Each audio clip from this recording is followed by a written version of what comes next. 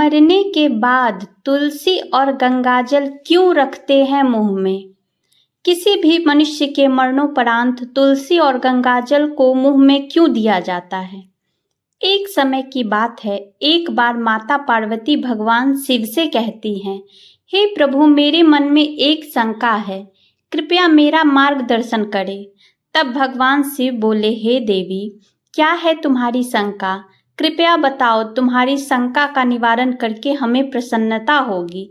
तब माता पार्वती कहती हैं, हे प्रभु, जब कोई मनुष्य मृत्यु के बाद तुलसी पत्र का जल अपने मुख में पाता है तथा रोज तुलसी में जल देने से क्या होता है तथा उस मनुष्य को कौन से फल की प्राप्ति होती है? तब भगवान शिव कहते हैं, हे देवी, तुमने जो प्रश्न पूछा है वह समस्त मानव जाति के कल्याण हेतु अत्यंत उपयुक्त है। हे देवी, तुलसी पत्र से संबंधित मैं आपको एक पवित्र कथा सुनाता हूँ, आप इस कथा को ध्यान से सुने। तब माता पार्वती कहती है, हे प्रभु, मैं इस कथा को पूरे ध्यान से सुनूंगी और लोक कल्याण हेतु इस कथा का प्रसार भी करूंगी। तब भगवान शिव कथा सुनाना आरंभ करते हैं। हे देवी, गंगा तट के किनारे एक भील परिवार रहता था, जिसमें 5 भाई अपनी बहन के साथ रहते थे। उनके माता पिता किसी बीमारी के कारण गुजर गए थे। बहन सबसे छोटी थी और वह बहुत बड़ी भक्त थी मेरी। वह हर दिन सुबह तुलसी में जल चढ़ाती, नित्य रूप से पूजा पाठ करती थी और 5 भाई हर रोज जंगल में जाकर शिकार करते थे और जो भी मिले उसे घर लाकर पकाकर खाया करते थे। उनका यही नित्य काम था और बहन घर के सभी काम करके भाइयों की खूब सेवा करती थी, उसके लिए खाना बनाती थी। फिर एक दिन उसका हाथ एक चाकू से मछली काटते हुए कट गया और उसके हाथ से खून बहने लगा। तो उसने जब वह रक्त को दीवार से पोंछना चाहा तो सोचा कि अगर भाइयों को इस बात का पता लगा तो उन्हें बहुत कष्ट पहुंचेगा। अगर कपड़े से पोंछ लूं तो वह भी उनकी नज़र से नहीं बच सकता। इसलिए उसने उस रक्त को मछली में ही डालकर मछली को पका लिया और जब रात को भाइयों ने मछली को खाया तो वे भाई उंगलियां चाटते ही रह गए।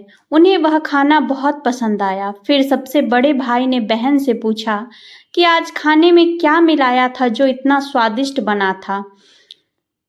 जो कुछ भी नहीं बताया।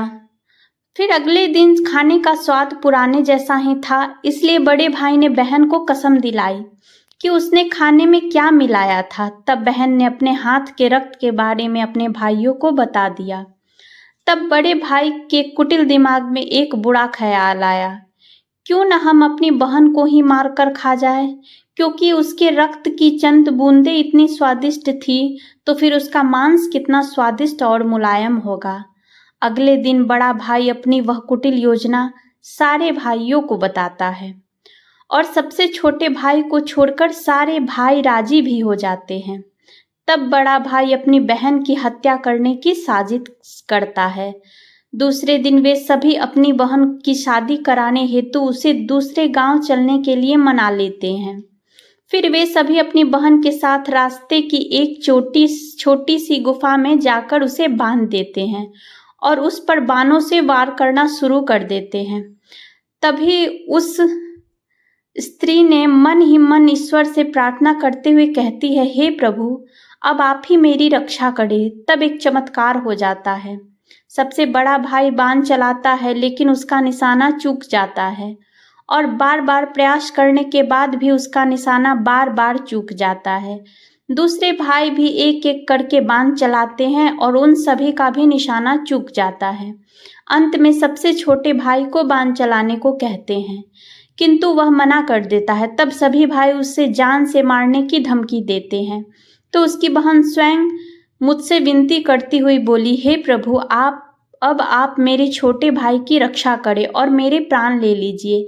ऐसा कहते ही सबसे छोटे भाई का बाण निशाने पर बहन के सीने को भेद जाता है। तब वहां 4 भाई अपनी सगी बहन को काट कर पकाते हैं और आपस में परोसते हैं और अंत में सबसे छोटे भाई को उसका सिर्फ मुख खाने को देते हैं। वह अत्यंत दुखी होकर मन ही मन रोता है और उसके अपने कपड़ों में एक मछली का टुकड़ा छुपाकर रखा था तो उसने उस मछली को ही खाने में मिलाकर खा लिया। खाते समय उसने अपने पात्र के नीचे एक छोटा सा गड्ढा खोदकर उसमें अपनी बहन के सिर को और हाथ पैर के टुकड़े डाल दिए। फिर वे वहां से सभी चले गए। दूसरे दिन छोटा भाई उस जगह पर आकर एक बांस का पेड़ अपनी बहन की याद में लगा देता है और उसे रोजाना पानी देता है। इसी तरह कुछ दिन बीत जाने के बाद एक साधु उस बांस के पास मलमूत्र त्यागने हेतु जाते हैं, तो वहां से आवाज आती है, हे साधु महाराज, आप इस जगह पर मलमूत्र का त्याग न करें।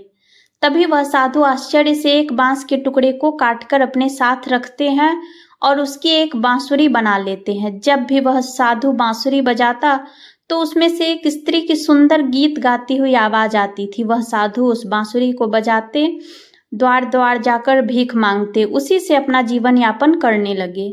कुछ समय बीत जाने के बाद वह साधु उस बड़े भाई के घर के पास गया तो उस बांसुरी से आवाज आने लगी, इसी दुष्ट ने मेरी हत्या की है। ऐसा सुनते ही बड़े भाई घर से भगाते हुए उस साधु को अपने द्वार से बाहर भगा दिए। फिर इसी तरह वह साधु उन चारों भाइयों के द्वार पर जाता है, किंतु वह सभी भाई साधु को वहां से भगा देते हैं। साधु को तब कुछ हद तक यह बात समझ में आ जाती है कि जिस स्त्री की आत्मा इस बांसुरी में रहती है उसका इन लोगों के साथ जरूर कुछ नाता होगा, किंतु बेचारा साधु उन सभी के साथ कुछ भी नहीं कर सकता था। साधु फिर अंत में पांचवें भाई के द्वार पर जाता है। तभी वहां बांसुरी कहती है, यही मेरे प्रिय भाई का घर है। जब घर में बैठे दुखी भाई को अपनी बहन की पुकार सुनाई दी तो वहां भागते हुए घर के बाहर आता है, किंतु वह देखता है कि साधु बांसुरी लेकर द्वार पर खड़ा है। तो उस साधु ने उसे बताया कि यह आवाज इस बांसुरी से आई है। तब वह भाई उस साधु से विनती करते हुए बांसुरी मांगता है। वह साधु उस बांसुरी को पांचवें भाई को दे देता है और वहां से चला जाता है। फिर वहां भाई और बहन की आवाज वाली बांसुरी बजाता है तो वह कहती है, हे भाई, मुझे पता है तुम मुझसे बहुत प्रेम करते हो, किंतु मेरी मुक्ति के लिए तुम हर दिन घर की तुलसी में जल चढ़ाओ तथा भगवान श्री हरि विष्णु का प्रतिदिन पूजा पाठ करो। अपनी बहन की बातों को मानकर वह भाई नित्य दिन तुलसी में जल देता और घर में भगवान विष्णु की पूजा पाठ करता था। एक दिन जब वह भाई तुलसी को जल देते हुए मन ही मन भगवान विष्णु के नाम का जाप कर रहा था, तब स्वयं भगवान विष्णु उसी तुलसी के पौधे से उस गरीब भाई के घर में प्रकट हुए। फिर वह भाई तुरंत भगवान विष्णु के शरण में आया और सच्चे मन से स्तुति करने लगा। तब भगवान विष्णु ने उस भाई को तुलसी पत्र का जल उस बांसुरी में डालने को कहा और उसने भगवान विष्णु का नाम लेते हुए उस बांसुरी में तुलसी पत्र से जल डाला।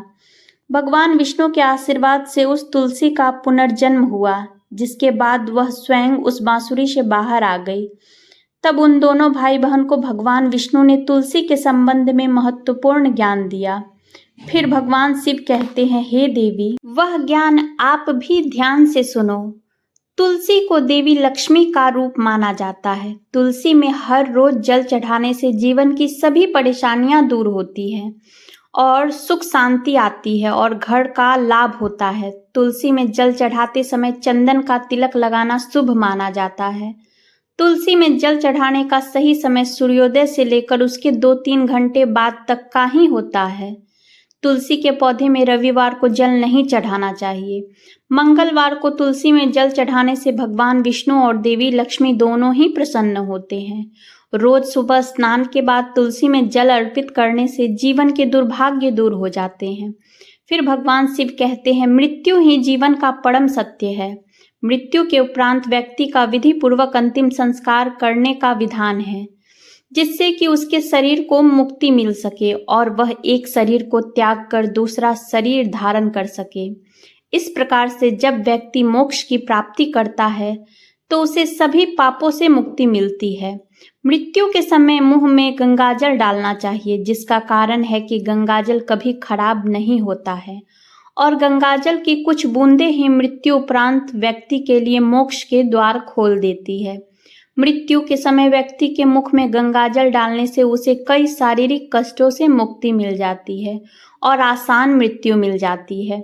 यदि मृत्यु के समय व्यक्ति के मुख में तुलसी की पत्तियां रखी जाती है तो मरने वाले व्यक्ति की आत्मा को भगवान विष्णु का आशीष प्राप्त होता है और संसार की मोह माया से मुक्ति मिलती है। वहीं शरीर के सारे कष्ट दूर हो जाते हैं और आत्मा सभी बंधनों से भी मुक्त हो जाती है। तुलसी के नाम से ही यमलोक में जो कष्ट देने वाले राक्षस है वह शांत हो जाते हैं और यह मान आसन हो जाता है तथा मोक्ष मिलता है। इसलिए मोक्ष के लिए ही गंगाजल और तुलसी का सेवन मृत्यु के समय किया जाता है। यदि आपको वीडियो अच्छी लगे तो लाइक करें, चैनल को सब्सक्राइब करें।